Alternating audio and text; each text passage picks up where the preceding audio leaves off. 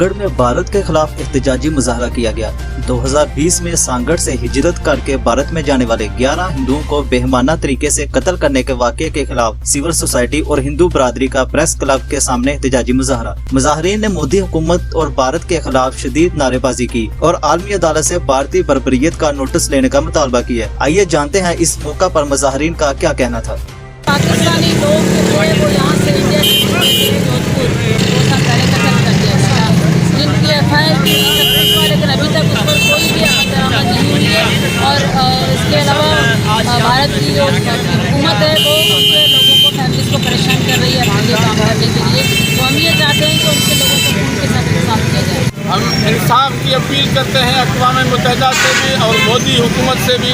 جو ہندو خاندان سندھی تھے 11 افراد 2020 میں قتل ہوئے تھے جودھپور میں، ان کے ساتھ انصاف کیا جائے۔ غریب خاندان تھے اور وہ ہر پہ زمین کے حاری تھے، جہاں ہجرت کر کے وہاں ان کا قتل کیا گیا ہے۔